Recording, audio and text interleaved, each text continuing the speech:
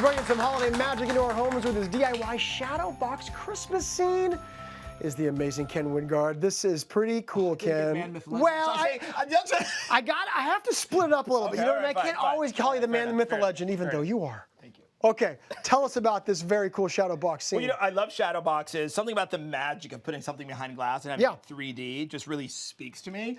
And so I wanted to do it with sort of a Christmas scene, sort of creating a 3D sort of Christmas magic, all in that little box space. Okay, and we're going to find out how to make it 3D as well. So what materials do we need before we get started? What you get is a shadow box, and I like a front load box for this. It's going to be a little bit easier. A Christmas image, some of the wire copper lights that I use a lot, and then some foam core. That's going to be pretty much it. It's pretty simple. Now, when it comes to I love the Christmas scene that you chose, but would you have some tips for people at home to make sure they get one that's really kind of well popped? Right. So for this project, you can go just search Christmas scene, clip art free, and you'll get lots of options. But you want something that has some depth to it, with like one major object in the front, and then something back. Like that would work. Or I have another one here of this car. You want something that has a focus of something that really, and then has some sky in the background. There are lots of options, but you want something that's roughly like that. Okay, and that'll make sense why in just a second here. So obviously, once you kind of chose your Christmas scene, what do we do next? We got to print out two of them. You want to print out two, color printer, print them at home. One of them you want to mount to foam core. Just like that, the full image. I'm going to set that one aside. Very good. The second image, just cut out that sort of part that I talked about that was sort of the focal point and glue that to foam core and then cut that out with a utility knife. So you're going to end up with this. You can see the depth there, all right? Nice. So those are your two pieces. And okay, very good. And that's it. So you get those done. And then what comes next? I guess we got to start working on the lights. I'm going to give you my all. You get it? I didn't get it initially. It's an all. You need to poke some holes in. It's an all, folks. All right, this is where the lights are going to come through. So where your lights, so you want I'm going to put this down here so people can see. So you want to just kind of go sort of randomly where there would be stars in the sky. So we're kind of going through here. Let's push it up a little bit. Push it all the way through. Wiggle it around a little bit. You want to get a pretty big hole. There you go. Okay, and then we got stars around. Exactly. And I like your point about having. I'm not getting your thumb, am I? That would be so bad. That's not even funny. That's not funny, Ken.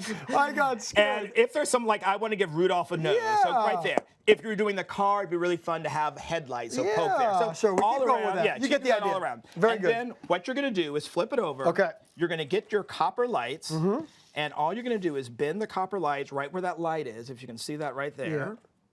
And you're going to slide that through the hole until it pokes out on the side. You can sort of wiggle it around to get it as flat as possible. There you go. Good. And you're just going to do that around until you get them all in. And how do you sort of make sure that they don't pop out or slide, or how do you secure them into place once you do that? What I found the best way to do that is just a drop of hot glue. You want to do a low temp hot glue right on the back. You want a high temp might mess up the wiring. Okay, low temp setting, and just a drop of glue on each one. Ball up the ones you're not going to use. Right, because you may not use all of them. And then what I did right here with Rudolph's nose, all I did, a toothpick, a little bit of craft paint, and I just dabbed a little bit of craft paint right on that one light. Beautiful, and the light still shines through the paint. It'll just glow a little red, just like Rudolph's nose. Okay, so to finish it up, so now that we've got the Christmas scene, we've got the lights in set. You want to give me a little hot glue? Yeah, this is a good little detail here. What I'm going to do is I'm just taking 4 little blocks of wood. You could also use foam core. I just happen to have these around. Glue those into the corner of your shadow box. Okay. And that's creating a little sort of platform for your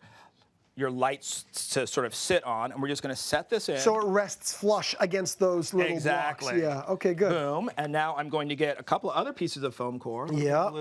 Okay, and this is for the 3D effect that you're going to show. Exactly. These are just little scraps, and I'm just going to pop that right on there. Okay. And give me a little right there on the top. Right in the middle? Actually, why don't you do it on here so we don't have to line it up there. That's a great point, Ken. And you're going to layer your little image on top of your big one, and that's really going to give you that depth.